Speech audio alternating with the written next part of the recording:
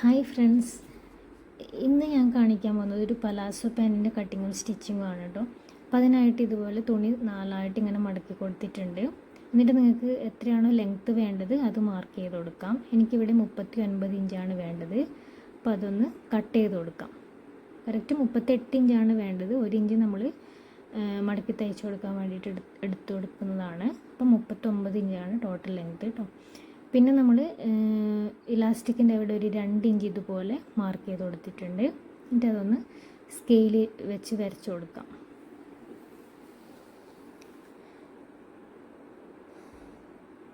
എന്നിട്ട് നമ്മൾ ബാക്കിയുള്ള മാർക്കിങ് നമ്മളിപ്പോൾ 2 ഇഞ്ച് മാർക്ക് ചെയ്തില്ലേ, അവിടെ നിന്ന് വേണം ഇനി ബാക്കിയുള്ള മാർക്കിങ് സ്റ്റാർട്ട് ചെയ്യാനായിട്ട്.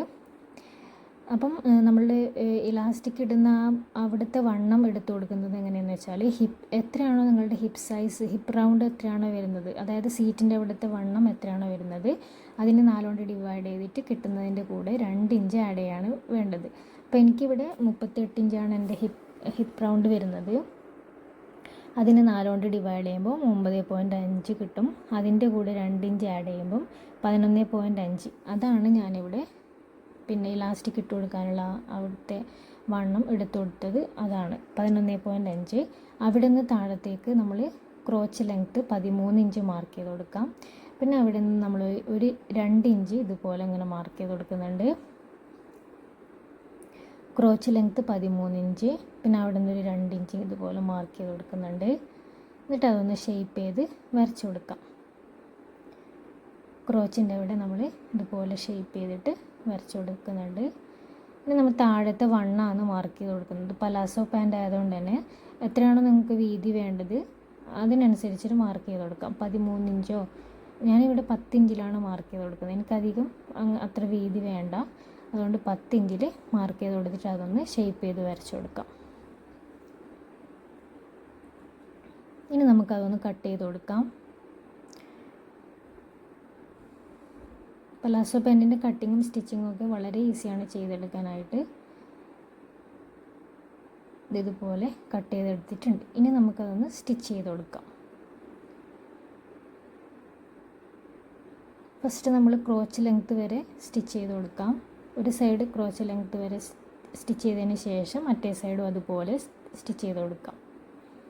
ഇതുപോലെ 2 ക്രോച്ച് ലെങ്ത്ത് ഇതുപോലെ ഒരുമിച്ച് വെച്ചിട്ട് ഒരു 1/4 ഇഞ്ച് ഗ്യാപ്പിൽ നിങ്ങൾ 2 സ്റ്റിച്ച് കൊടുക്കണം, അല്ലെങ്കിൽ അതിങ്ങനെ പൊട്ടിപ്പോവും. ഇതുപോലെ വെച്ചിട്ട് 2 സൈഡും ക്രോച്ച് ലെങ്ത്ത് വരെ സ്റ്റിച്ച് ചെയ്ത് കൊടുക്കാം.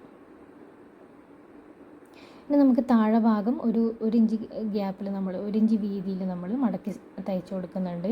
താഴെ ഭാഗത്ത് 2 സൈഡും തയ്ച്ചു കൊടുക്കാം.